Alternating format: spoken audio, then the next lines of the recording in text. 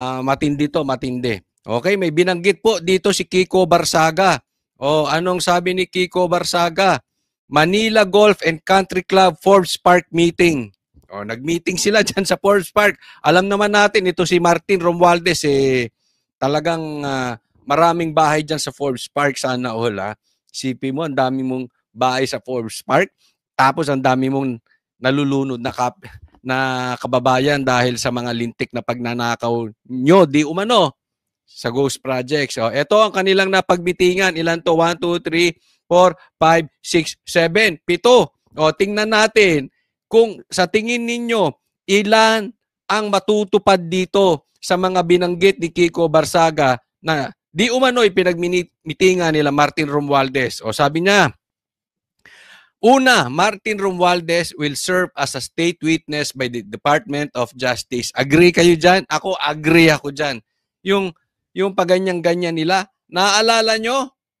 Ganyan din ang ginawa nila kay Ombudsman Boying Rimulya. Kunwari, sinabi lang sa tapos minamind conditioning na yung taong bayan, unti-unti, sinabi sa press, tapos unti-unti, ginagawa na nilang paraan. Ganito rin to, gagawing state witness to. So pag naging state witness to, ligtas. Tapos pwede na siya magturo kung sino-sino. Ang galing ng style, no? At ito ay nangyayari na. Pero sabihin nyo kung agree kayo dyan sa una, ha? Pangalawa, Sandro Marcos will be protected. President Marcos will shift the blame to Senate. Agree. Super, super, super agree ako dito. Nakikita nyo naman na Talagang, ang problema, ang karamihan ng magnanakaw, nasa Kongreso. Pero, pilit nilang sinisira ang Senado. O yan. Para ma-shift doon. To protect yung kanyang anak. Style Marcos, ano? Marcos na Marcos. Ako, I agree dyan. Congresswoman Lani Revilla will support Marcos in return for the guaranteed protection of former Senator Bong Revilla. Ako, posible yan. Posible. Kasi gawain naman nila yan eh. 'Di ba? Yung gigipitin ka para ikaw ay sumunod doon sa gusto nila. Ganyan naman ang ginawa nila kay Pastor Kibuloy, ganyan din naman ang ginawa nila kay Chis Escudero, ganyan ang ginawa nila kay Marcoleta, ganyan din ang ginagawa nila doon sa mga ibang senador. Talagang iipitin ka, sasakaling ka sa leeg. Ganyan ang ginawa nila kay Villar. 'Di ba? Kaya nga bumabaliktad-baliktad tong sila Villar kaya nga si Chis Escudero dapat ang Senate President, naging si Tito Soto. Itong si Tuta Soto. Bakit? May mga lumipat katulad nila Villar. Ganyan dyan, ipitan sakalan ng leeg. Pag duwag ka, talagang aatras ka. Ngayon, hindi ko alam, okay? Kung talagang luluhod itong mga Revilla kay Marcos para to protect. But really, I really don't care. Sa totoo lang, I really don't care. Pero very possible yan. Congressman J.J. Suarez will support Marcos in exchange for protection. Ayan, totoong-totoo to. J.J. Suarez will support Marcos. Alam naman natin, binanggit mismo ni Saldico, isa po ito sa best friend ni Saldico. Sila si Suarez, si Tambi, si Saldi, at meron pang isa si, anong pangalan nun? Nakalimutan ko. Pero isa to. Isa to sa Big Four. Isa to sa best friend ni Saldico. So, alam natin, pag dikit kay Saldi, naambunan niya ng grasya. So, di umano, ang sinasabi nila dito kay J.J. Suarez, marami din umano itong ghost projects. Kaya maibabaon to si J.J. Suarez.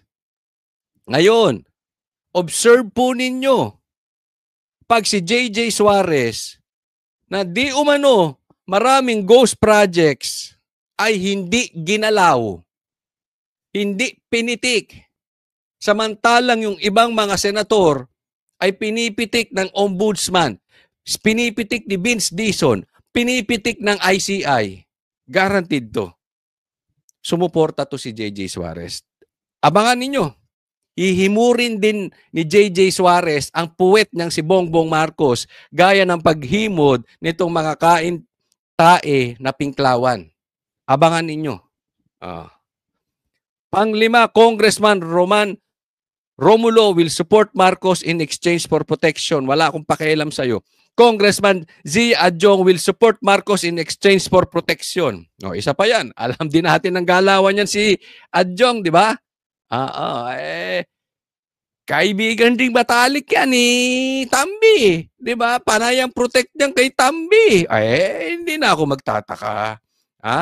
Hindi na ako magtataka kung sa mga susunod na araw, dinidilaan na rin nito ang puwet ni Bongbong Marcos at kumakain na rin ng tae ni Bongbong Marcos gaya ng mga pinklawan.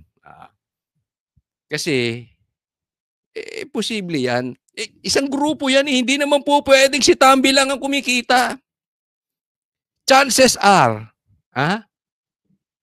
ang bulong-bulong, yaang mga nagpo-protect kay Tambi, yung agresibong mag-protect kay Tambi, nakinabang din yan. Imposibleng. Lalo na yung mga close kay Tambi, ay yung bumabanat kay BP Sara, yung bumabanat sa mga DDS vloggers na congressman.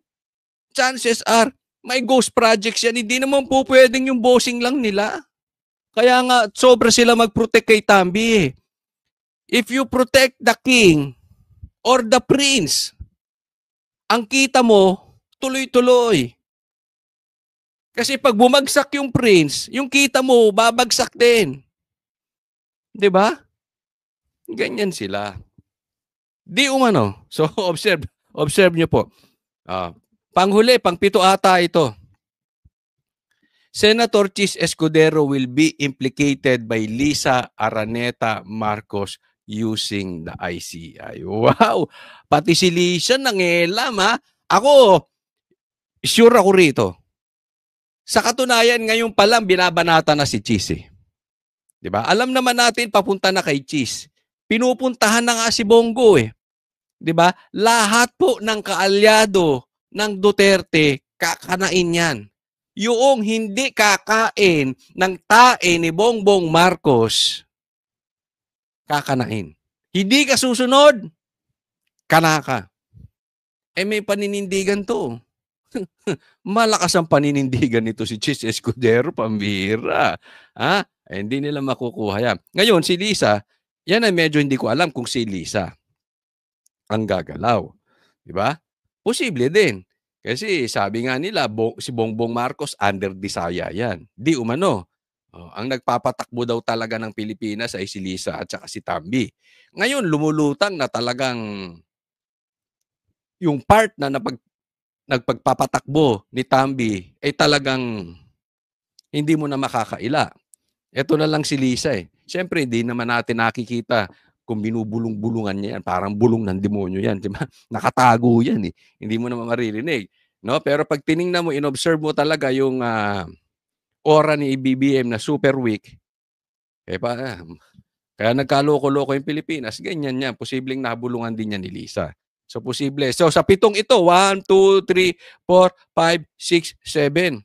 Sa 7 na sinabi ni Kiko Barsaga, hulaan nyo. Tingnan natin kung ano ang mangyayari dyan. Siguro, it's very safe to say, 4 out of 7 mangyayari. Pero malakas po ang kutob ko. Yang 7 yan, mangyayari. Or yung kalahati niyan, nangyayari na nga. Kayo po, ano masasabi nyo?